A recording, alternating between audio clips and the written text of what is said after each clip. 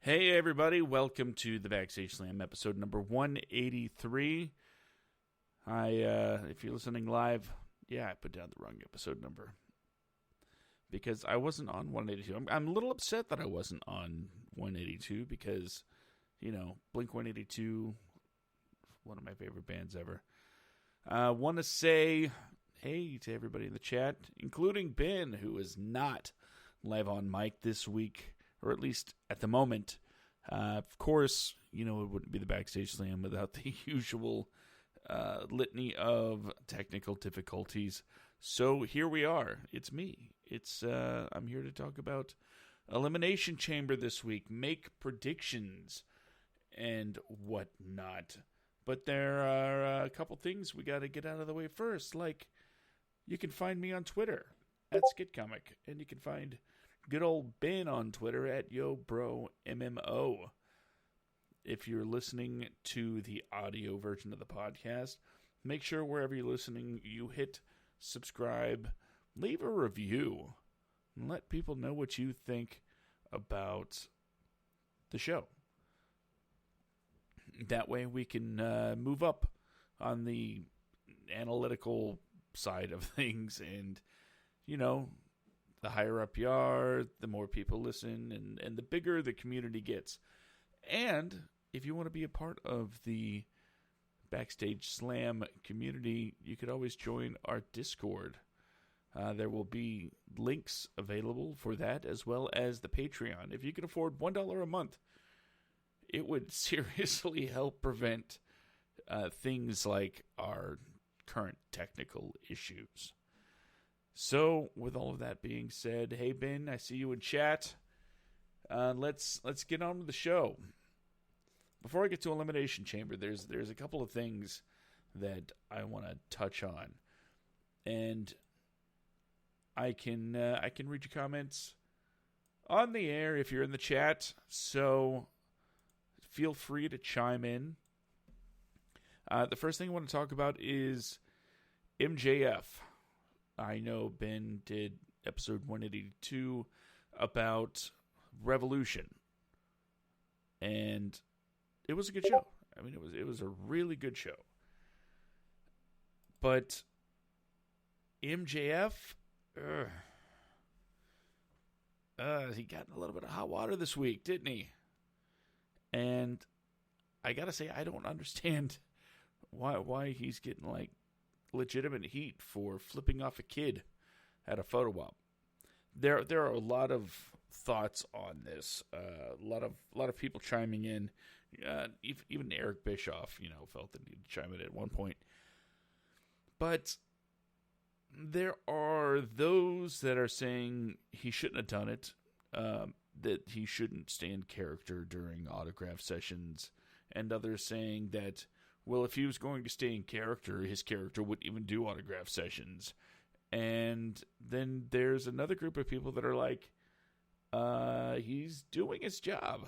That's sort of what he's paid to do. He's a jerk. He's the bad guy. He's the heel. And I find myself more in the latter part of these arguments, because I think that is the perfect way to really sell yourself as a character. I know a lot of people are comparing pro wrestling to different television shows like The Walking Dead. Like, you wouldn't see Norman Reedus at a convention carrying, a crossbow and, animals, dead animals, because he's not in character at a convention. Well, you know what? Pro wrestling was built on the idea that these characters are kind of supposed to be real people. I understand that the veil that was on the industry has long since been lifted, but it's still just that that much more enjoyable when they don't really separate the real life from, the people that they play. Chris Jericho, he's Chris Jericho all the time. He is Le Champion. He's Chris Jericho. And it works. It works incredibly well, and it's one of the reasons he's maintained his status, his popularity in this industry for, over 20 years.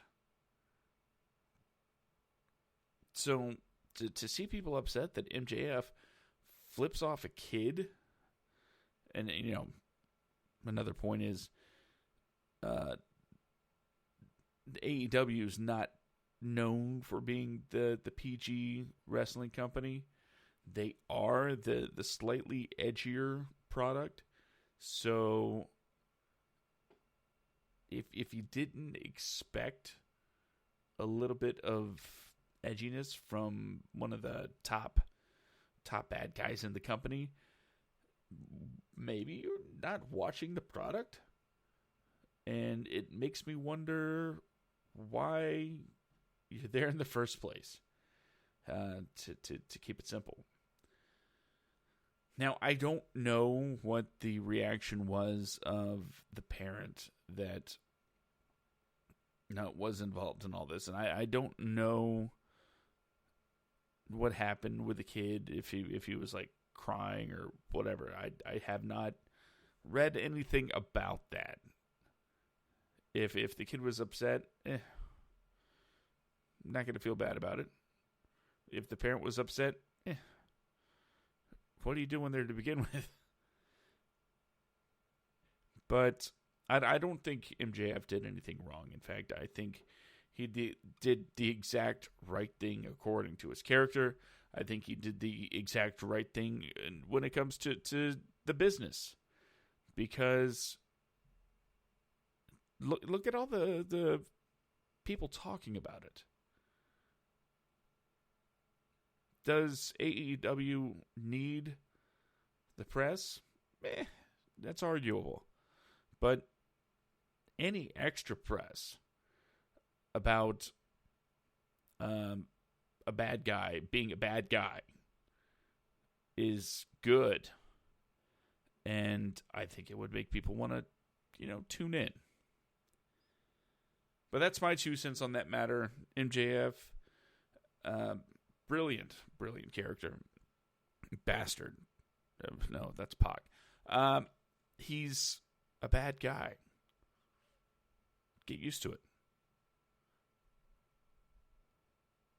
Something else happened at Revolution that I didn't really get a chance to sound off on because, like I said, I missed last week's show. And that is Meltzer's star ratings came out. Kind of wish, Ben, you were here on mic to talk about this. But Meltzer's star ratings for Revolution came out, and there were a couple of surprises, to be honest. One of those, hold on, I want to bring this up. I want to make sure that I have this absolutely correct. We're going to go over the star ratings real quick. Okay, Penelope Ford and Britt Baker versus Yuka Sakazaki and Riho, 2.5 stars. Fine, whatever. SU versus the Dark Order, 2.75 stars. Okay. Jake Hager versus Dustin Rose, 3 stars. Darby Allin versus Sammy Guevara, 3.75 stars. Nyla Rose versus Chris Statlander, 2 stars. A little low, in my opinion. Just a little. Cody versus MJF, 3.5 stars, which to me, I mean, that was a 4-star match all day long. And this is where it gets weird. Although, I guess, given certain history, shouldn't be a surprise. The Young Bucks versus Kenny Omega and Hangman Page, 6 stars. 6. I believe a comment was, this could perhaps be the best tag team match ever on American soil. Really? I mean, don't get me wrong, it was a great match. Really dug the match. But the greatest tag team match on American soil ever. Let that sink in. 6 stars for this match. I don't see it. I don't see it. Yes. Was there greatness? Yes. Absolutely. This was a great match. But to go beyond the 5th star, yeah, exactly, Ben. Ben says Meltzer totally forgot NXT exists. There, yeah, NXT, the group that 2 years ago, was it 2 or 3 years ago, had not one but like 3 tag team matches in contention for match of the year. And that was a hell of a year.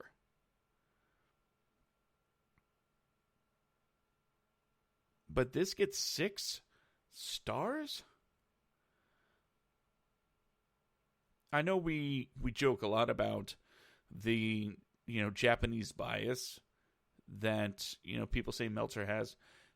We, make that joke ourselves because it's funny to see how things sort of get like an extra star or 2 just because they're in Japan. And now we're seeing that extension into AEW. And I don't see this as a straight up unbiased rating. The Young Bucks and Kenny Omega, greatness. Let's just say it. The absolute wonderful. Hangman Page, I don't want to say is up there on that level, but he is like the tier right below. And all 4 of them get together, and there is a lot of awesome energy, a lot of great chemistry, and I'm about as big a Young Bucks Omega Page fan as anybody. But 6 stars.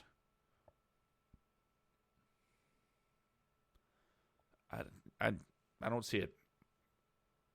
I'm not seeing it. In fact, you want to talk about a match that had everything and only got 3.75 stars? Pac versus Orange Cassidy. And then before you start jumping on my case, kids, hear me out. I argue that Pac and Orange Cassidy had the crowd eating out of the palm of their hand for every second of that match. It was a really great match. And it only got 3.75 stars. To me, that's low. Because it did everything it was supposed to do. It got the live crowd heated up. And it held on to them. That's what a match is supposed to do. I'm personally tired of wrestling companies that try to cater to a television audience. Because that's not, in my opinion, what this industry is. these companies, they're supposed to be playing to a live crowd. They're the ones that have to react. You can't tell how people are reacting at home, other than, I guess they changed the channel. You know what might cause people to change the channel? Oh, this crowd's dead. This must be a boring show. But that's the way I always remembered shows being produced. You play to the live crowd. You get the audience involved. And that's a great way to tell how exciting your show is. And Pac versus Orange Cassidy was off the chain.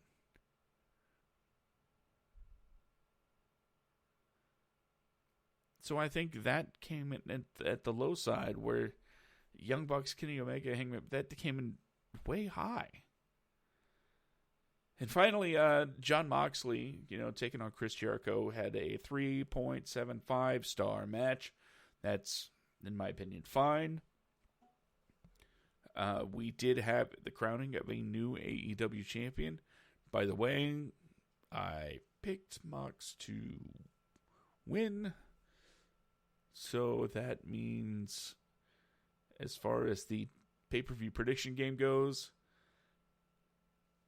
I did pretty well.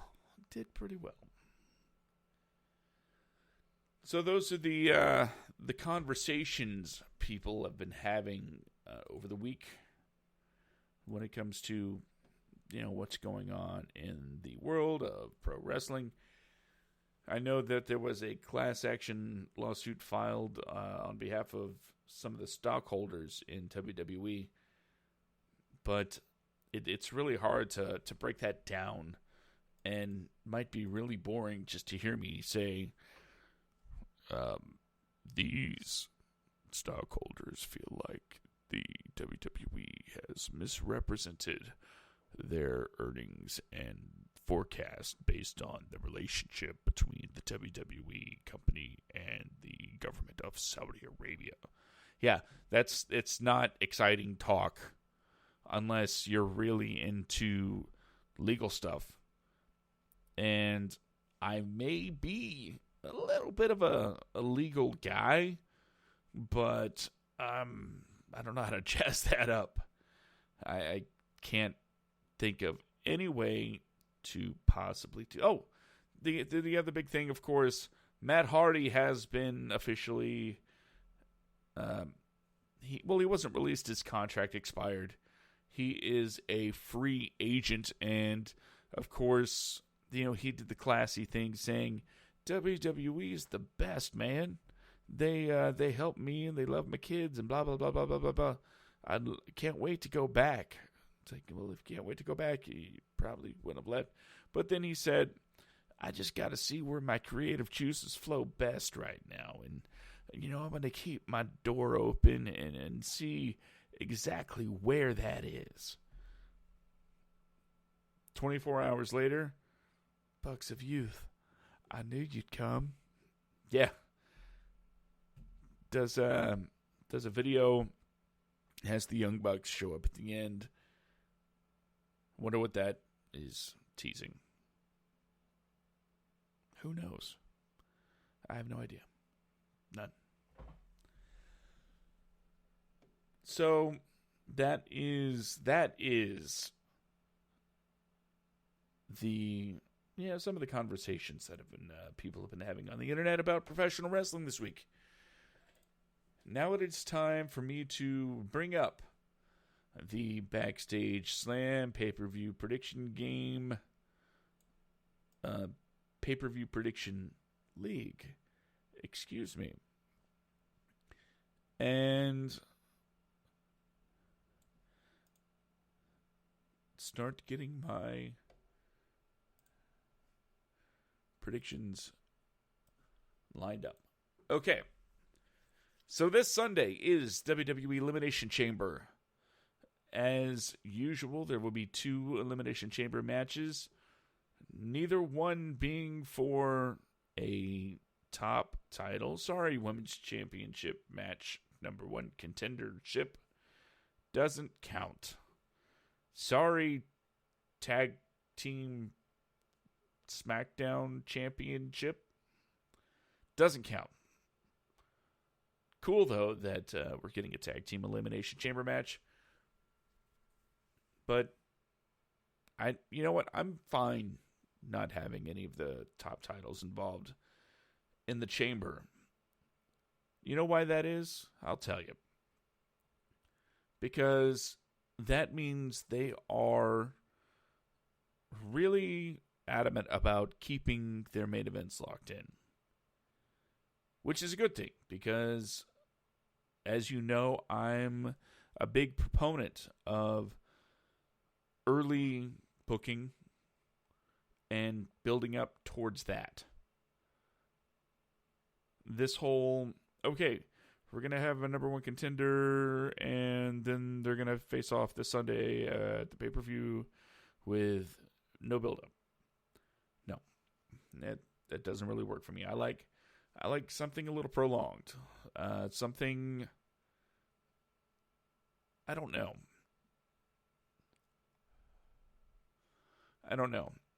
I like a nice build. And with this, it looks like they're serious about keeping the main event the same. And I'm cool with that. So, first listed, the Elimination Chamber match for the WWE Raw Women's Championship match at WrestleMania 36. Number 1 contender, essentially, Natalya. No. Versus Liv Morgan. Versus Shayna Baszler. Versus Asuka. Versus Ruby Riott. Versus Sarah Logan. I mean, come on. I mean, I don't want to say that this is a waste of an elimination chamber, but who else but Shayna, right? How could it be anybody else at this point? I know there's some speculation that Vince might not be high on Shayna right now, but who else would you go with? I'd say if there was some sort of weird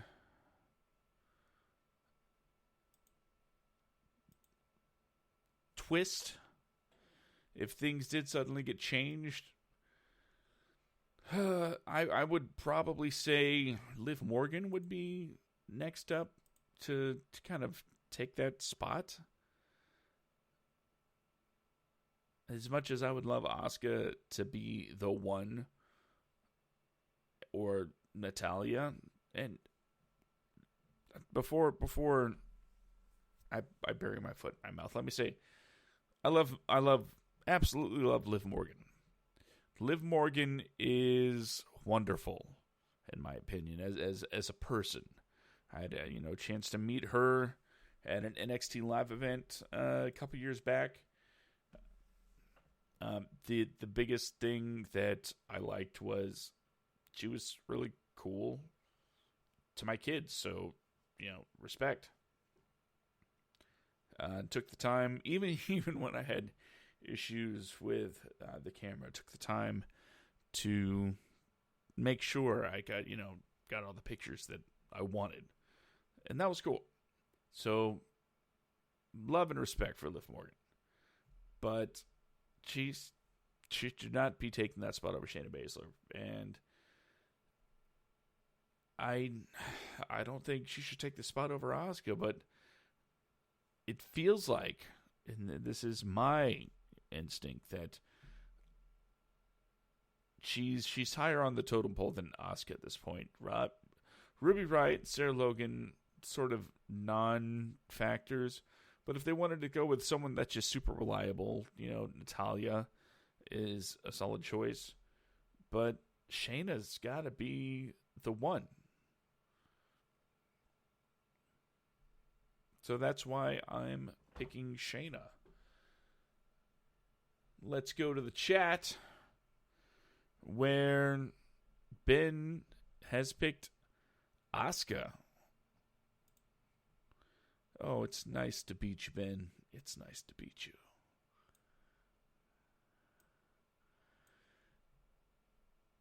No, he can't defend himself right now either. Let's see. Next up, I'm using not the official order from the pay-per-view. You know, maybe I should do that.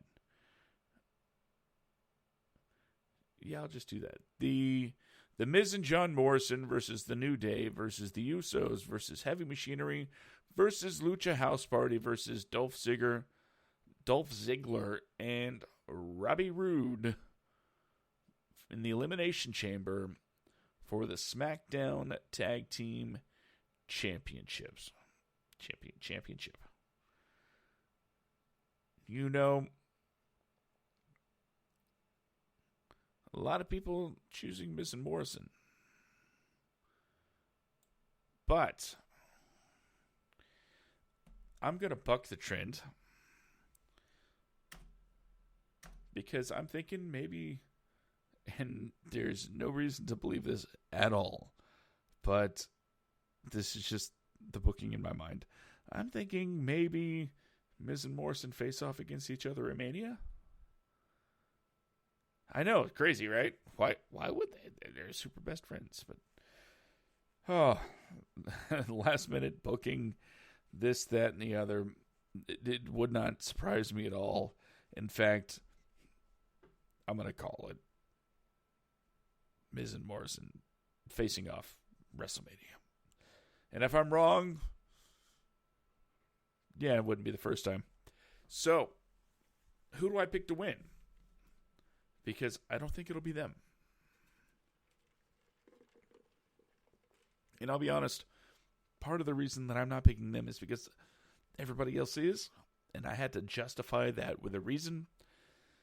So I'm just going to say Heavy Machinery will win the Tag Team Championship. Why? You know, so Otis can bounce back after that whole incident with Dolph and what's her face. So there's that. I pick Heavy Machinery. We love you, Otis. Ben picked Miz and Morrison. Next up, we have Braun Strowman versus Shinsuke Nakamura versus Cesaro. No, that's not versus. It's Braun Strowman versus Shinsuke Nakamura, Cesaro, and Sami Zayn. A 3-on-1 handicap match for the WWE Intercontinental Championship. Now, I haven't watched SmackDown this week yet. So, Ben, if you're around, will you let me know if they addressed who would be champion if the three people won?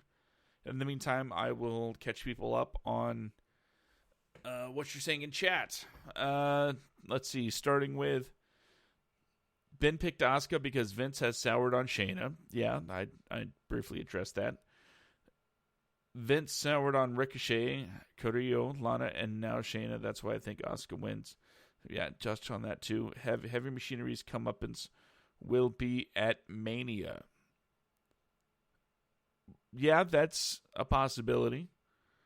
But it could also happen this Sunday, only on the WWE Network, at Elimination Chamber.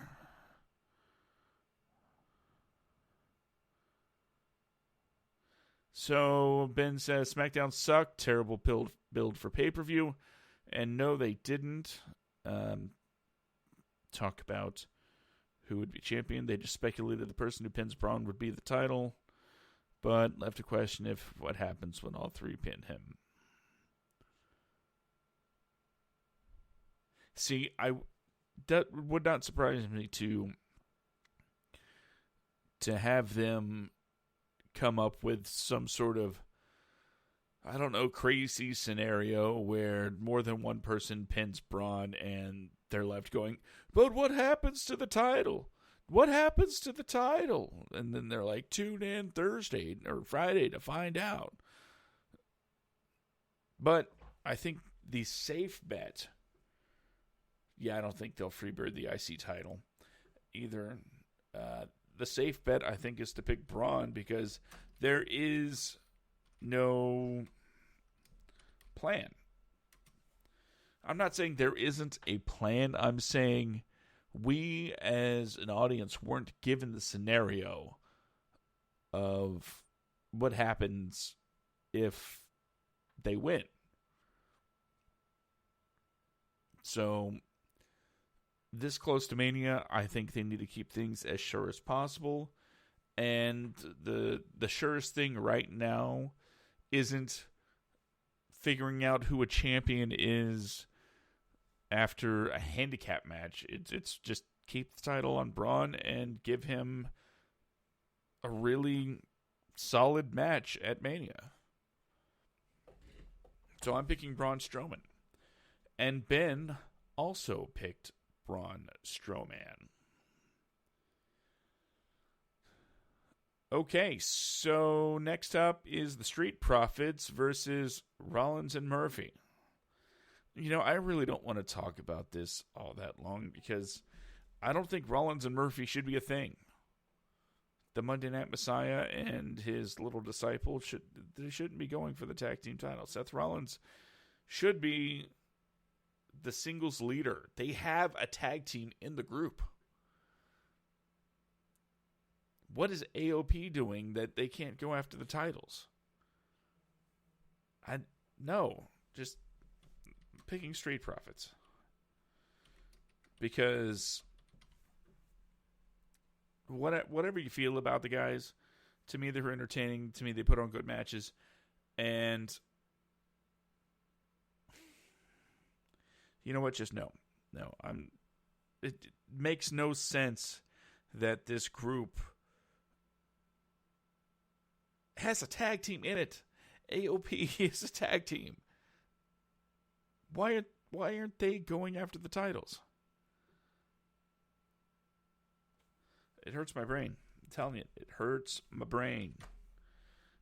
Ben also picks the Street Profits. Let's see. Aleister Black versus AJ Styles. That's an interesting one. But I have to pick Aleister. Yeah, I know he had that loss recently, but it was after fighting two guys, and AJ Styles was the third. And that was like his first, big loss or something. I don't think there's going to be a second. So I'm picking Aleister. And Ben has picked AJ Styles. I'm guessing. Correct me if I'm wrong, Ben. I don't know if you're listening to me with a delay or not. But correct me if I'm wrong. You think AJ will win because of a DQ, most likely? Because I don't... Shenanigans. Okay, yeah. Yeah, I didn't think it would be like a straight up clean victory. So Ben says AJ Styles due to shenanigans, which makes sense. But I'm still going to go with Aleister. Next up, we have Andrade versus Humberto Carrillo. Oh.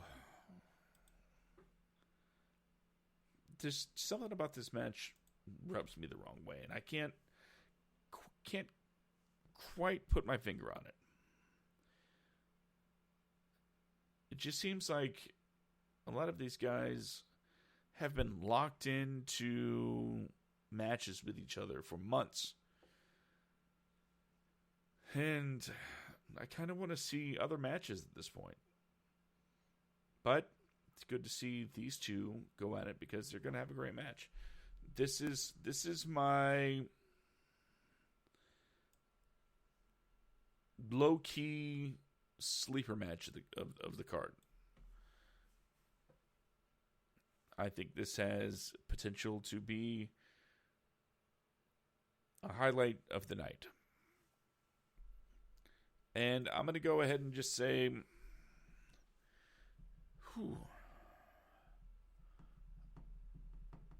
this is a tough decision. Do I go with Andrade, Charlotte's Beau, or Humberto, the Youngblood? Hey, can't fight nepotism. I'm going with Andrade.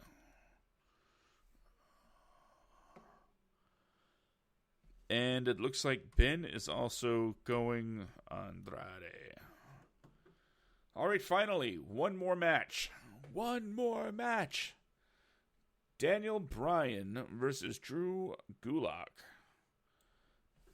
I'm going to go ahead and pick Daniel Bryan just like Ben did. And here's the thing.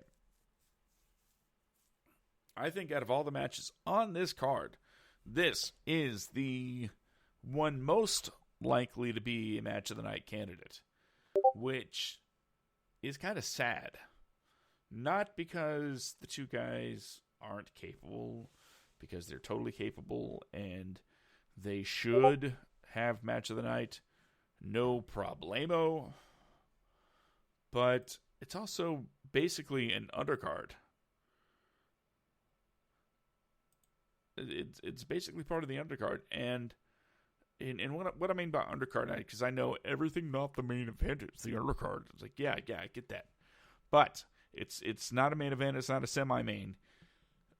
And it's going to blow those out of the water. Let's get that straight. Aleister Black and AJ Styles is going to be great. But Daniel Bryan and Drew Gulak, I think as far as work goes, is going to take it to another gear, another level. It's Black, Styles, Andrade, and Humberto, Daniel Bryan, Drew Gulak. Those are three really, really solid wrestling matches being put out there. Street Profits, Rollins and Murphy. That's going to be a solid tag match. The tag elimination chamber, it's got a lot of great workers in there, and basically every kind of guy that you need for the spots that they do. They got high flyers, they got medium flyers, they got heavy bases with heavy machinery, people to jump off a platform off of. It's going to be a pretty awesome match, I think. The women's chamber match, while, I mean, let's face it, it's not going to be technically proficient at all. Hopefully, they will make up for it in terms of sheer brutality. It's got to be a brutal match. Otherwise, I don't see it being good. So hopefully, it'll be hard-hitting. It'll be less technically focused and just involve a lot of fighting.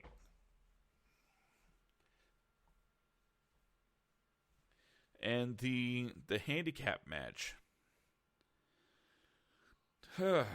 See, between that and the women's chamber match, I'm not sure which one's going to be the bottom of the barrel. Not gonna say that it's gonna be a bad match. I'm just saying, when it comes to quality of match,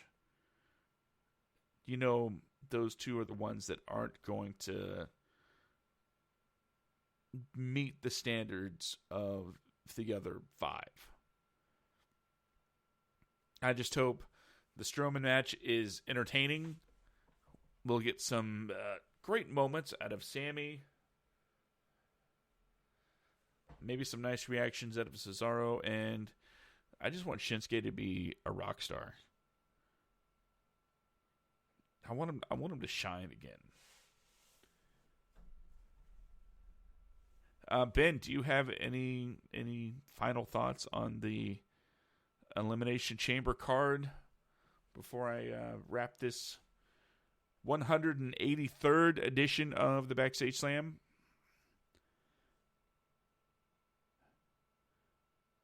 Just guess he's listening to it on a slight delay so he can be in the chat. Let's see. I hope it's as awful as my microphone not working.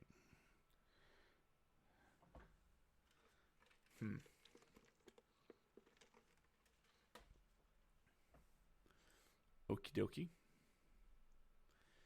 So, that does it here from the... That was sarcasm, okay? No idea. But that does it here in Backstage Slam Studios East. Right here, good old Florida. I hope you enjoyed my take, my 40 minutes. Good Lord. My little take on wrestling and the Elimination Chamber this weekend. Don't forget you can always find me on the Twitterverse at SkidComic. And you can find Ben at YoBroMMO. Don't forget, if you have $1, just $1 to spare a month, you could guarantee Ben has more appearances on his own show. Well, our own show. Because that dollar would go a long way into securing, the usual medical equipment, yada, yada, yada. And it would also show that you like what we do. And if you really like what we do, you could always leave a review and leave a rating about this show wherever you listen to your podcast from. Finally, I want to say, join the conversation. We have a nice, friendly Discord community. I guess that would be the best word. We don't tolerate people trolling each other. We don't tolerate intolerance. It is a place to discuss the things you like and the things you don't without being, a jerk. You won't be made to feel bad about your opinions, no matter what they are. And every comment and every criticism will be done from a good faith place. I'm not saying our Discord is utopia. I'm just saying we have basic rules about respect. And if you don't follow those rules, there are other places you can go. But if you feel like having a fun, friendly talk about professional wrestling, as well as some other things, by all means, feel free to join our Discord, and we would love to have you in our community. So until next time, when we do the Backstage Slam episode number 184, I'm Josh. This has been the Backstage Slam, and I hope everybody enjoys Elimination Chamber. Good night.